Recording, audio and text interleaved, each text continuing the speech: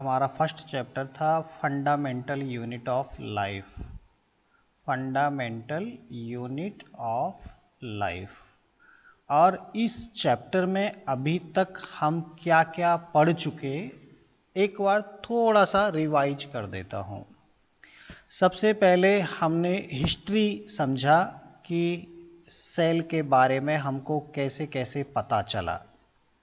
हमने कुछ साइंटिस्ट के नाम देखे, हमने रॉबर्ट हुक देखे, हमने रॉबर्ट ब्राउन देखे, हमने एंटोनी वॉन ल्यूवेनहॉक का भी नाम सुना था।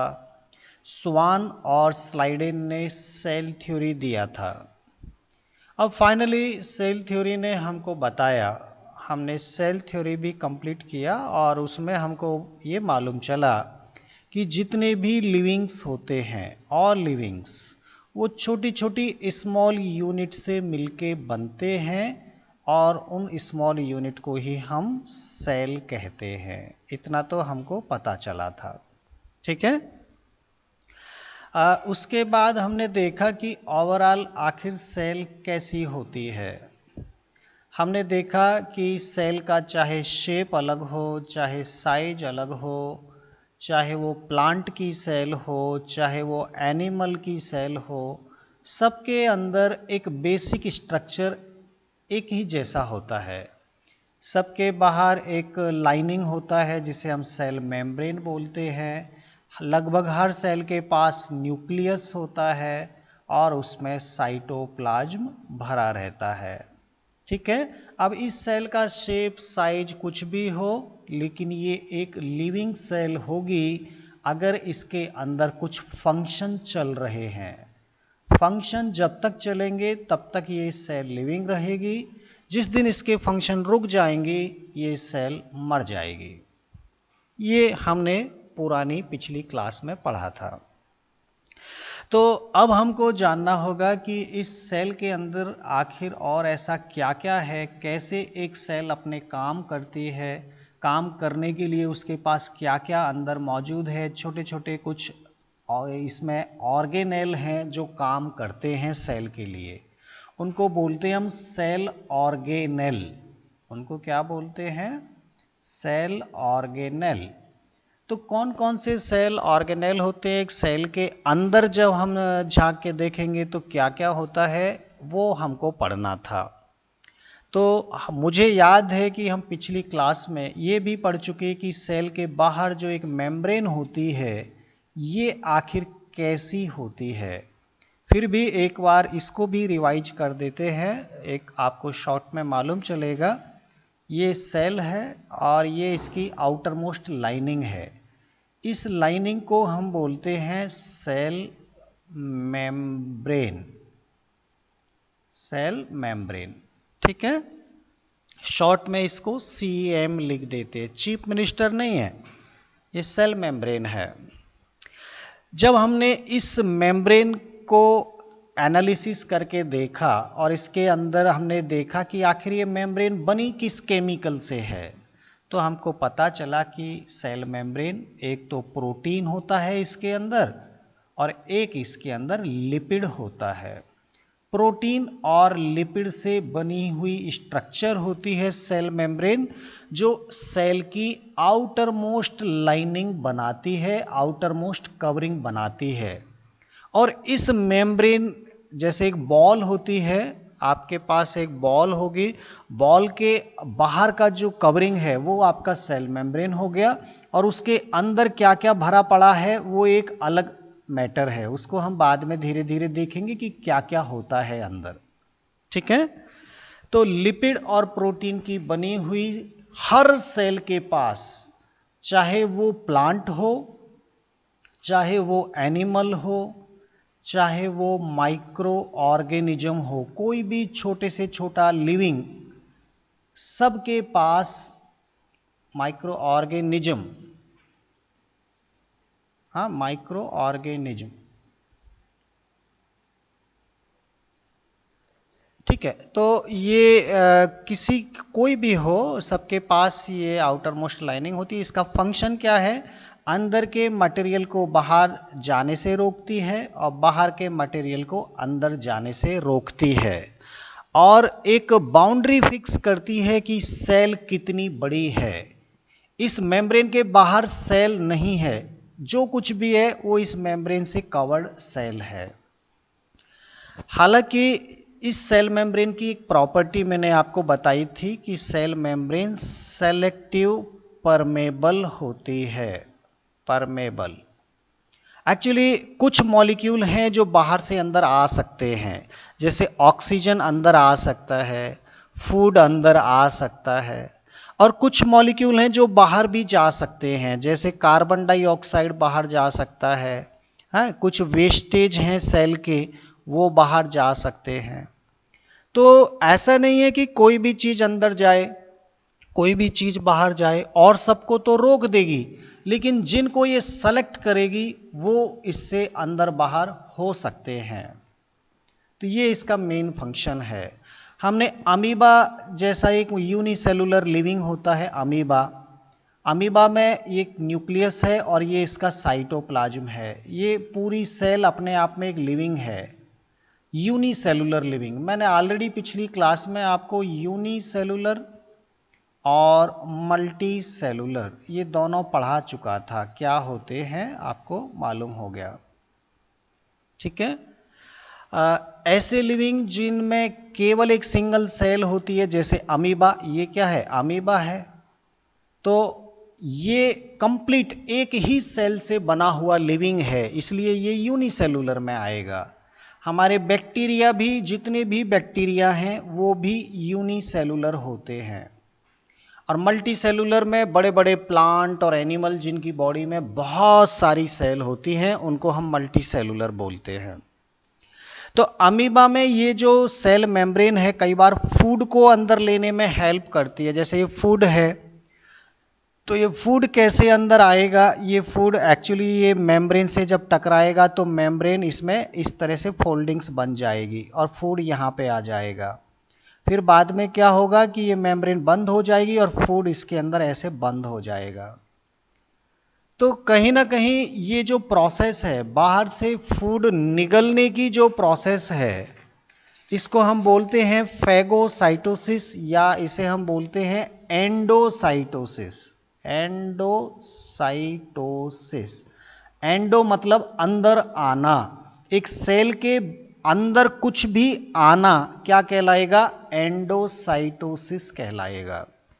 तो अमीबा अपना फूड किस प्रोसेस से लेती है, हम बोलेंगे अमीबा अपना फूड एंडोसाइटोसिस प्रोसेस से लेती है। अमीबा में स्यूडोपोडिया होते हैं जो फूड को अंदर लेने में मदद करते हैं। स्यूडोपोडिया, ये थोड़ा एक नाम है, क्लास 10th में आपको क्लियर हो जाएगा। एक्चुअली ये कुछ इस तरह के ये स्ट्रक्चर जो बनाया अमीबा जिसके अंदर फूड आ रहा है, तो ये जो पैर जैसे बन गए, हाथ जैसी जो स्ट्रक्चर बनी, इनको बोलते हैं स्यूडोपोडिया। हाँ, ये स्यूडोपोडिया आया, ये स्यूडोपोडिया फिर बाद में मिक्स हो गया, मिल गया, तो ये फूड अंदर हो गया इस तरह से। तो ये एक इसके फंक्शन थे, मैंने कई सारे फंक्शन आपको बता दिए। आपको इतना जरूर याद रखना है कि हर मेम्ब्रेन लिपिड और प्रोटीन की होती है, इसीलिए ये सेलेक्टिवली परमेबल होती है। अब आपको जो आज का मेन टॉपिक है जो आपको समझना है वो है कि सेल के अंदर कोई भी चीज क्यों आती है, कारण क्या है, और कोई भी चीज बाहर क्यों जाती है। भाई उस केमिकल को क्या पता कि मुझे अंदर जाना है, उस केमिकल को क्या पता कि मुझे बाहर जाना है। आखिर क्यों मॉलिक्यूल मूव करते हैं, मॉलिक्यूल का मूवमेंट आखिर क्यों होता है, यही हमको समझना है। ठीक है। तो एक सेल के अंदर लगातार बाहर से क्या आता है, ऑक्सीजन आता है, बाहर से क्या आता है, फूड आता है। अब सवाल ये आता है क्यों ऑक्सीजन बाहर से अंदर आई, और अंदर से बाहर क्या जाता है, CO2 बाहर जाता है, वेस्टेज बाहर जाता है। तो इनको क्या पता कि हमको बाहर जाना है। आखिर एक सेल के अंदर ये मॉलिक्यूल क्यों अंदर आते, क्यों बाहर जाते हैं, यही हमको समझना है। तो क्लास 9th से थोड़ा सा ऊपर लेवल पे मैं आपको लेके जाऊंगा, कुछ अलग मैं आपको प्रोसेस समझाऊंगा। ठीक है, एकदम रेडी रहिए। दो प्रोसेस आपके आने वाले स्टडी में बहुत काम आएंगे। जब आप क्लास 10th में हो जाएंगे, क्लास 12 में हो जाएंगे, तब तक ये काम आते ही रहेंगे। मैं दो प्रोसेस के नाम आपको लिख रहा हूं। पहला प्रोसेस है नंबर 1 डिफ्यूजन, डिफ्यूजन, और दूसरा प्रोसेस में लिख रहा हूं ऑस्मोसिस। ये ऐसी दो प्रोसेस हैं जिनसे मॉलिक्यूल का मूवमेंट होता है, मॉलिक्यूल मूव करते हैं, चाहे वो सेल के अंदर आ रहे हैं या वो सेल के बाहर जा रहे हैं। ठीक है, अच्छा, अब थोड़ा सा मैं कुछ और लेवल पे आपको लेके चलता हूं। कोई भी मॉलिक्यूल मूव कब करेगा? एक्चुअली वो एक काम कर रहा है, एक फंक्शन कर रहा है, एक वर्क वो कर रहा है मॉलिक्यूल। ये मॉलिक्यूल है ऑक्सीजन का, तो ये आखिर मूव क्यों कर रहा है? सवाल यहां पे आता है। एक्चुअली वो कोई फंक्शन या वर्क कर रहा है, और हमको फिजिक्स बोलती है, फिजिक्स में कहा गया है कि कोई भी काम बिना एनर्जी के नहीं होता। ये बात तो सही है, कोई एनर्जी होगी तो काम होगा। तो ये ऑक्सीजन का मॉलिक्यूल मूव क्यों कर रहा है? क्योंकि इसके पास क्या मौजूद है? इसके पास एनर्जी मौजूद है, तभी ये मूव कर रहा है। हर मॉलिक्यूल के पास एनर्जी है इस दुनिया में। इस दुनिया में चाहे सॉलिड हो या लिक्विड हो या गैस हो, कोई भी मैटर हो, कोई भी पदार्थ हो, उनके मॉलिक्यूल के पास क्या होती है? एनर्जी होती है। क्योंकि इस ब्रह्मांड में, इस यूनिवर्स में everything is composed by energy. हर पदार्थ एनर्जी से बना हुआ है। आप बोलेंगे सर ऐसा कैसे? आप बताइए, कोयला जो आपके पास है, कोल है, कोयला, जब हम उसको जलाते हैं तो उसमें से एनर्जी निकलती है ना। तो एनर्जी इसके पास थी तभी तो एनर्जी निकली।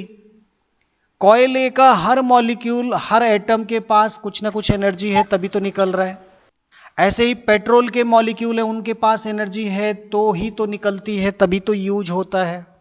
ऐसे वाटर के पास भी एनर्जी है, ऐसे सॉइल के मॉलिक्यूल के पास भी एनर्जी है, यूरेनियम के मॉलिक्यूल के पास भी एनर्जी है, हाइड्रोजन के मॉलिक्यूल के पास भी एनर्जी है, ऑक्सीजन के मॉलिक्यूल के पास भी एनर्जी है। हर एक पदार्थ, हर एक एटम, उसके पास एनर्जी होती है। हमने कोयले की एनर्जी को इस्तेमाल करना सीख लिया। हम जान गए कि कोयले से एनर्जी कैसे निकालें। हम ये भी जान गए कि पेट्रोल की एनर्जी को कैसे निकालें। हमने उसको इस्तेमाल करना शुरू कर दिया। लेकिन अभी आने वाले समय में हो सकता है कि हम सॉइल की एनर्जी को निकालना सीख जाएं। हो सकता है कि हम ऑक्सीजन की एनर्जी को निकालना सीख जाएं। हालांकि हाइड्रोजन की एनर्जी को निकालना हम सीख चुके हैं। हाइड्रोजन बॉम्ब बनाना शुरू कर दिया हमने यूरेनियम से यूरेनियम का एटॉमिक बॉम्ब बनाना शुरू कर दिया। इनकी एनर्जी को हम निकालते हैं, बहुत एनर्जी निकलती है इनसे। तो जिनकी एनर्जी निकालना हम सीख गए वो हमारे काम आ रही हैं। हम वाटर से एनर्जी निकालना सीख गए, हम वाटर से करंट बनाते हैं, इलेक्ट्रिक बनाते हैं। एक्चुअली हर पदार्थ में कुछ ना कुछ एनर्जी है। कोई भी चीज ऐसी नहीं है जिसमें एनर्जी नहीं है, क्योंकि वो पदार्थ ही एनर्जी से बना हुआ है। ठीक है, तो बहुत सारा हमारा साइंस अभी हमारे सामने चैलेंज है कि हम हर चीज से एनर्जी निकालें। हवा से हम एनर्जी निकालेंगे। हमने सनलाइट से एनर्जी निकालना शुरू कर दिया, सोलर प्लेट हमारे पास आ गई। कितना अच्छा होगा वो दिन जब हम हवा से हमारी गाड़ियां चलाएंगे, हम पानी से हमारी गाड़ियां चलाएंगे। लेकिन हवा और पानी भी कम हो जाएंगे, तो फिर एक नया सोर्स ढूंढेंगे। नए नए सोर्स हम ढूंढते जा रहे हैं, नए तरीके ढूंढते जा रहे हैं, और एनर्जी हमारे बड़े काम की है। ऐसे ही मैं आपको क्लास 9th लेवल से बहुत दूर चला गया। अब मैं आपको थोड़ा समझाता हूं कि ओवरऑल हमारे पास पदार्थ तो 3 तरह के हैं। या तो वो सॉलिड हैं, या फिर वो लिक्विड हैं, या फिर वो गैस है। इसके पास भी एनर्जी है, इसके पास भी एनर्जी है, इसके पास भी एनर्जी है। ये बात तो सही है, लेकिन क्या इन सब के पास एक ही जैसी एनर्जी है? तो आंसर गलत हो जाएगा। क्यों? क्योंकि एनर्जी तो कई अलग अलग रूपों में पाई जाती है। कहीं लाइट एनर्जी होती है, कहीं इलेक्ट्रिक एनर्जी होती है, कहीं हीट एनर्जी होती है।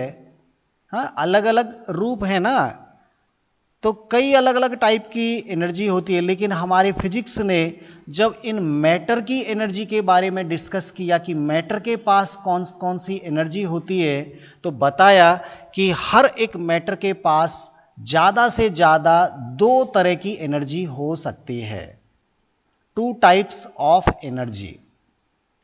वो कौन कौन सी एनर्जी है? सबसे पहले हम बात करते हैं तो एक एनर्जी का नाम है काइनेटिक एनर्जी, और दूसरी एनर्जी का नाम है स्टैटिक एनर्जी। स्टैटिक एनर्जी, बात समझ में आ रही है? एनर्जी दो ही तरह की होती है पदार्थों के पास। काइनेटिक एनर्जी जिससे वो मूव कर सकता है या चल सकता है, वो एक जगह से दूसरी जगह पहुंच सकता है। एक ऐसी एनर्जी जो किसी भी मॉलिक्यूल को चलाने के लिए काम करती है, उसे हम काइनेटिक एनर्जी बोलते हैं। और जो किसी भी पदार्थ को रोकने के लिए जरूरत है, जो चाहती है कि पदार्थ रुका रहे, मूव नहीं करे, किसी मूवमेंट वाली चीज को अगर रोकने की जरूरत पड़े तो उसमें भी एनर्जी खर्च होती है, और वो एनर्जी आपकी स्टैटिक एनर्जी कहलाती है। स्टैटिक मतलब रुकी हुई चीज, काइनेटिक मतलब चलती हुई चीज। तो इस दुनिया में जो मॉलिक्यूल अगर मूवमेंट में हैं, अगर वो चल रहे हैं, तो इसका मतलब उनके पास काइनेटिक एनर्जी ज्यादा है। और जो पदार्थ रुके हुए हैं, जो एक ही जगह चिपके हुए हैं, इसका मतलब उनके पास स्टैटिक एनर्जी ज्यादा है। ठीक है, ऐसी एनर्जी जो पदार्थों को रोकने के लिए काम आती है उसको हम स्टैटिक एनर्जी बोलते हैं, और जो चलाने के लिए काम आती है उसे हम काइनेटिक एनर्जी बोलते हैं। ये दो कंसेप्ट आपके पूरी लाइफ में बहुत जगह काम आएंगे, आपको फिजिक्स में भी काम आएंगे। हर पदार्थ के पास एनर्जी है। मैं बोलूंगा इसके पास काइनेटिक एनर्जी भी है, इसके पास स्टैटिक एनर्जी भी है। लिक्विड के पास भी काइनेटिक एनर्जी भी है, लिक्विड के पास स्टैटिक एनर्जी भी है। ठीक ऐसे ही गैस के पास काइनेटिक एनर्जी भी है और स्टैटिक एनर्जी भी है। टोटल एनर्जी इन दोनों का सम होता है, इन दोनों को जोड़ दो, वो उसके पास टोटल एनर्जी हो जाएगी। ठीक है, आप सोच रहे सर हम 9th क्लास के बच्चे हैं, छोटे छोटे, इतना खतरनाक क्यों पढ़ा रहे हैं? बेटा मैं आपका कंसेप्ट एकदम क्लियर कर रहा हूं कि आखिर मॉलिक्यूल मूव क्यों करते हैं। हमको ये तभी समझ में आएगा कि एक सेल के अंदर ऑक्सीजन क्यों आई, हमको तभी समझ में आएगा कि सेल से कार्बन डाइऑक्साइड बाहर क्यों गई, तभी तो समझ में आएगा ना। जा रही है, मूवमेंट कर रही है, मतलब वहां पे काइनेटिक एनर्जी उनके पास है।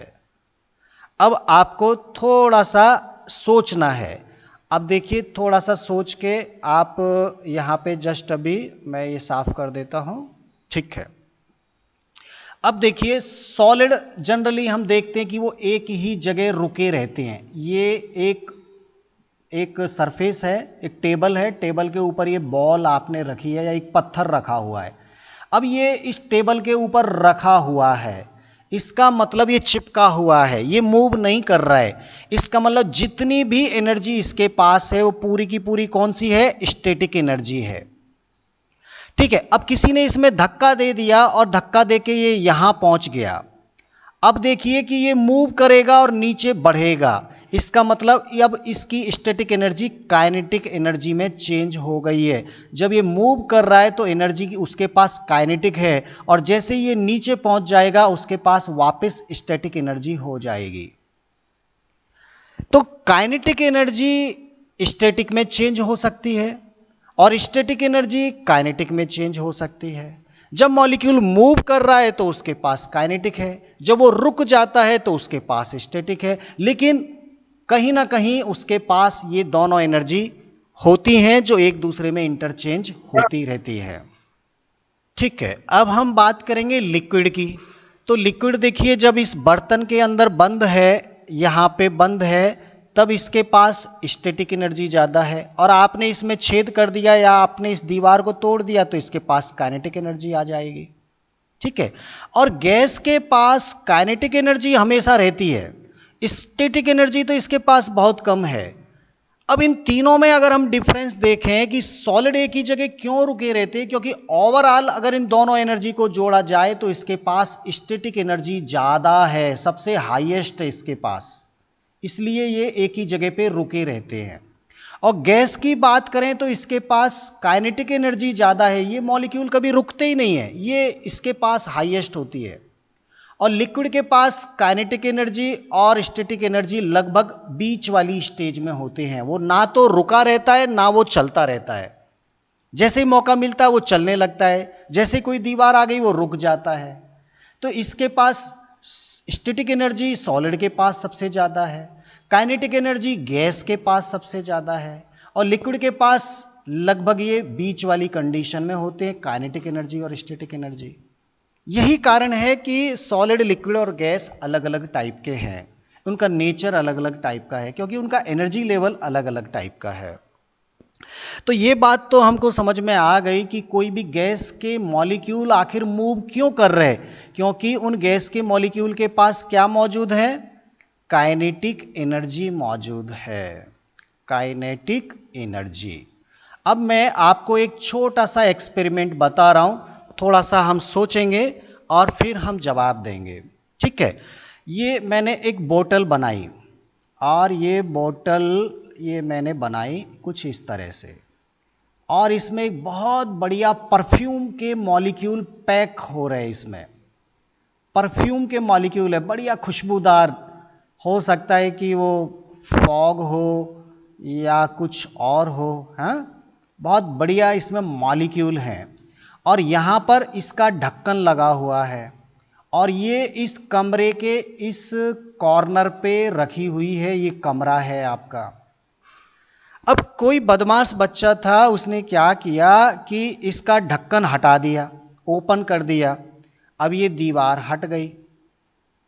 पहले जब इस पे ढक्कन लगा हुआ था, फिलहाल हम यही बात करते, पहले ढक्कन लगा था, अब बताओ क्या ये जो परफ्यूम के मॉलिक्यूल हैं, मैंने बोला ये लगभग गैस है, ये कंप्रेस करके गैस है जो लिक्विड बन गई, जितना ज़्यादा दबाव लगाएंगे वो लिक्विड बन जाता है, तो ये गैस ही है, गैस के मॉलिक्यूल हैं। इसका मतलब इन मॉलिक्यूल के पास क्या है, काइनेटिक एनर्जी है।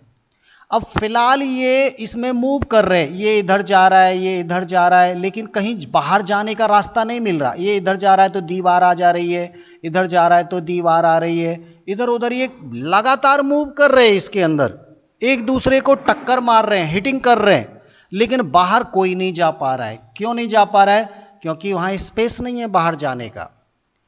अब इतने सारे मॉलिक्यूल हैं, सपोज मैंने बोला 100 मॉलिक्यूल हैं, अब एक मॉलिक्यूल के पास मान लीजिए एक एनर्जी है, मैं कोई यूनिट नहीं बता रहा हूं, मैं केवल इतना बोला, एक मॉलिक्यूल के पास एक एनर्जी है, तो 100 मॉलिक्यूल के पास कितनी एनर्जी है, 100 एनर्जी है, 100। तो इतनी सारी एनर्जी है, एक दूसरे को टक्कर मार रहे हैं, ढुसुम ढुसुम कर रहे हैं ये लोग। तो आप मुझे बताइए, क्या कोई भी इस दुनिया में ऐसा किसी का नेचर हो सकता है कि वो लगातार टक्कर खाता रहे? कोई भी ऐसा नहीं है जो हमेशा ये चाहे कि मुझे कोई हिट करता रहे। हर कोई ये चाहता है कि मैं सुकून से रहूं, अकेला रहूं, मुझे कोई टक्कर ना मारे, मैं एकदम सेपरेट रहूं। ऐसा ही ये मॉलिक्यूल भी चाहते हैं। हर एक अपने आप में रेस्ट कंडीशन में रहना चाहता है, वो नहीं चाहते कि मुझे कोई फालतू का आके हिट करे, टक्कर मारे। और चूंकि इनके पास काइनेटिक एनर्जी है, इसलिए सब के सब एक दूसरे को टक्कर मारते रहते हैं, एक दूसरे को हिट करते रहते हैं, सब एक दूसरे को प्रेशर लगाते रहते हैं। और जैसे ही ये ढक्कन खुला, अभी तक देखिए इस कमरे में कोई खुशबू नहीं आ रही थी। क्यों? क्योंकि मॉलिक्यूल सबके सब बोतल के अंदर बंद थे।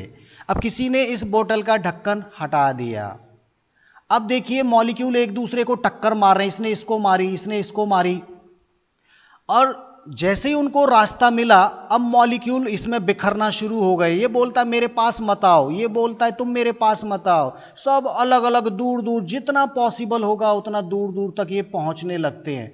ये मॉलिक्यूल निकल निकल के पूरे कमरे में फैलने लगते हैं, और यहां पे कोई आदमी बैठा उसको भी ये खुशबू आ जाती है। पहले खुशबू नहीं आ रही थी क्योंकि मॉलिक्यूल इस बोतल के अंदर बंद थे। और जितना ज्यादा फ्री स्पेस मिलेगा, मॉलिक्यूल बिखर बिखर के इस कमरे में फैल जाएंगे। और कमरे में एक खिड़की बनी है। जब मॉलिक्यूल को लगेगा कि अरे कमरे में भी तो बहुत मॉलिक्यूल आ गए, तो ये मॉलिक्यूल इस खिड़की से निकल के बाहर और खुली जगह पे जाना शुरू कर देंगे। हर एक मॉलिक्यूल बाकी के मॉलिक्यूल से दूर रहना पसंद करता है। कोई नहीं चाहता कि वो भीड़ भाड़ वाले इलाके में रहें। हर कोई ज्यादा से ज्यादा खुली ओपन प्लेस पे रहना चाहता है, ताकि कोई उसको हिट ना करे, टक्कर ना करे। और ये मूव क्यों कर रहे हैं? क्योंकि इनके पास काइनेटिक एनर्जी है। काइनेटिक है तभी तो मूव कर रहे। अगर इस बोतल के अंदर आपने मान लीजिए मिट्टी भर दिया होता, तो मिट्टी के मॉलिक्यूल थोड़ी उड़ते। वो इसलिए नहीं उड़ते क्योंकि उनके पास तो स्टैटिक एनर्जी है। स्टैटिक एनर्जी कभी बोलती नहीं है कि तुम जाओ, वो तो पकड़ के रखेगी। तो ये तो गैस के मॉलिक्यूल थे, इसलिए ये मूव कर रहे हैं। और मूव भी उस जगह पे कर रहे हैं जहां उनको एकदम फ्री स्पेस मिले, ओपन स्पेस मिले। पहले कमरे में जाएंगे, कमरे में भी भीड़ भाड़ बढ़ेगी तो कमरे से बाहर जाने की कोशिश करेंगे, बाहर पूरे बिखरते चले जाएंगे। तो ये नेचर है और ये एनर्जी का खेल है। अगर एनर्जी नहीं होती तो ये यहीं के यहीं पड़े रहते। इनके पास काइनेटिक एनर्जी है, इसलिए मूव कर रहे हैं। बात समझ में आ गई होगी। अब मैं आपसे एक छोटा सा सवाल यहां पे समझाने की कोशिश करता हूं। यहां पर मान लीजिए 1 centimetre by 1 centimetre by 1 centimetre मैंने एक वॉल्यूम लिया यहां पर, और इस कमरे के अंदर 1 सेंटीमीटर बाई 1 सेंटीमीटर एक वॉल्यूम लिया। आप मुझे बताओ इस एरिया में ज्यादा मॉलिक्यूल पाए जाएंगे परफ्यूम के, या इसमें ज्यादा पाए जाएंगे? स्वाभाविक है, जहां ज्यादा मॉलिक्यूल हैं उस छोटे से एरिया में, सपोज इसमें 50 मॉलिक्यूल हैं और इस छोटे से एरिया में केवल 10 मॉलिक्यूल हैं। बाहर जाएंगे तो इस बाहर उसी वॉल्यूम में केवल 1 मॉलिक्यूल है। आप बताओ सबसे ज्यादा भीड़ भाड़ कहां है? बोतल के अंदर, कमरे के अंदर कि कमरे के बाहर? सबसे ज्यादा भीड़ भाड़ है बोतल के अंदर, ठीक है। और सबसे कम भीड़ भाड़ है इस कमरे के बाहर। मैं थोड़ा एक साइंटिफिक शब्द यूज कर रहा हूं, डेंसिटी। डेंसिटी, या मैं शब्द यूज करूं कंसंट्रेशन। कंसंट्रेशन, इन दोनों का मतलब आप समझते हैं। देखिए, डेंसिटी का मतलब भीड़ भाड़। एक पर्टिकुलर एरिया है, मान लीजिए इतना बड़ा एरिया ये है, इतना बड़ा एरिया ये है, और इतना बड़ा एरिया ये है। इसमें 50 मॉलिक्यूल हैं, इसमें 10 मॉलिक्यूल हैं, इसमें 1 मॉलिक्यूल है।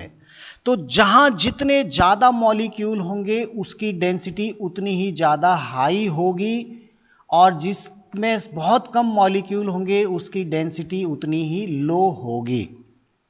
तो मॉलिक्यूल की डेंसिटी हमेशा, मॉलिक्यूल का ये नेचर होता है कि वो हाई डेंसिटी से हमेशा लो डेंसिटी की तरफ मूव करता है। लो डेंसिटी की तरफ मूव करता है, या मैं बोलूं molecules always move from high concentration to low concentration. नहीं आया समझ में? एक बार फिर से समझाता हूं। Molecules always move from high concentration to low concentration. Low concentration, हमेशा मॉलिक्यूल हाई कंसंट्रेशन से लो कंसंट्रेशन की तरफ मूव करते हैं ताकि कोई दूसरा मॉलिक्यूल उनको हिट ना करे। और चूंकि उनके पास काइनेटिक एनर्जी है, इसलिए वो एक जगह से दूसरी जगह ट्रांसफर होके चले जाते हैं। ये नेचर समझ में आना चाहिए। हमेशा मॉलिक्यूल का मूवमेंट होगा high concentration to low concentration. बात समझ में आ गई? आना ही चाहिए, नहीं तो आगे के कंसेप्ट समझ में नहीं आएंगे, ठीक है। High concentration to low concentration. अब चलिए हम थोड़ा सा बात करते हैं ये सेल है और ये बाहर एटमॉस्फेयर है, एयर है इधर। अब सेल के पास जितना ऑक्सीजन है वो उसने खर्च कर दिया। भाई सेल जब काम करती है तो उसको ऑक्सीजन की जरूरत पड़ती है, उसने अंदर इस सेल के अंदर ऑक्सीजन खर्च हो गई, मतलब मैं कहूंगा लो कंसंट्रेशन है ऑक्सीजन की। और हवा में देखें तो हवा में बहुत हाई कंसंट्रेशन है ऑक्सीजन की। तो क्या होगा, ऑक्सीजन किधर से किधर जाएगा, वो चाहेगा कि मैं एक ऐसी जगह जाऊं जहां लो कंसंट्रेशन हो ऑक्सीजन की। इसीलिए ये ऑक्सीजन के मॉलिक्यूल आए और इस मेम्ब्रेन ने बोला कि आप तो मेरे बड़े काम के हैं, आप अंदर जा सकते हैं, और ऑक्सीजन अंदर बाहर से लगातार आना शुरू हो जाएगा। ये कब तक आएगा, जब तक यहां पे मान लीजिए 50 है, यहां पे 10 है तो आ जाएगा, यहां पर 40 हो गया, यहां 20 हो गया, अभी भी आ सकता है। लेकिन इधर 25 हो गया और अंदर भी 25 हो गया, अब मॉलिक्यूल जितना जाएगा उतना बाहर भी भाग जाएगा। बोले कोई फायदा नहीं है अंदर जाने से, अब तो बराबर हो चुका है, अंदर भी इतना ही है बाहर भी उतना ही है, अब क्या जाना है इसमें। तो जब कंसंट्रेशन इक्वल हो जाता है तो मॉलिक्यूल सेल के अंदर आना बंद हो जाता है, उससे ज्यादा नहीं आ सकती। एच पर कंसंट्रेशन जितना डिफरेंस होगा, कंसंट्रेशन ग्रेडियंट बोलते हैं इसको। ग्रेडियंट का मतलब कितना कमी, किसी के पास 100 किसी के पास 1, क्या होगा, इधर से इधर आएगा। इसके पास 50 इसके पास 50, बोले ना तो मैं जाऊंगा ना तुम आओगे, अगर तुम आओगे तो मैं भी जाऊंगा, इक्वल हो जाएगा। अगर ये 100 हो गया और इधर 1 हो गया तो मॉलिक्यूल इधर जाएगा। बात समझने की कोशिश करना, किसी भी सेल को लगातार ऑक्सीजन की जरूरत पड़ती है, इसलिए उस सेल के अंदर ऑक्सीजन हमेशा कम हो जाती है। वो बाहर से लेता है फिर खर्च हो गई, फिर लिया फिर खर्च हो गई, फिर बाहर से लगातार ऑक्सीजन अंदर उसको जब तक जरूरत है तब तक आती रहेगी। ठीक ऐसे ही जब उसने अंदर ऑक्सीजन खर्च की तो अंदर उसने CO2 बनाया, अंदर और CO2 बन गया और CO2 बन गया, बहुत ज्यादा CO2 बन रहा है, बाहर CO2 कम है। तो अब CO2 बाहर से अंदर आएगी कि अंदर से बाहर जाएगी, भाई अंदर बहुत ज्यादा CO2 बन रही है, बहुत इसके अंदर बन चुकी है, तो ये लगातार हाई कंसंट्रेशन से लो कंसंट्रेशन बाहर चली जाएगी।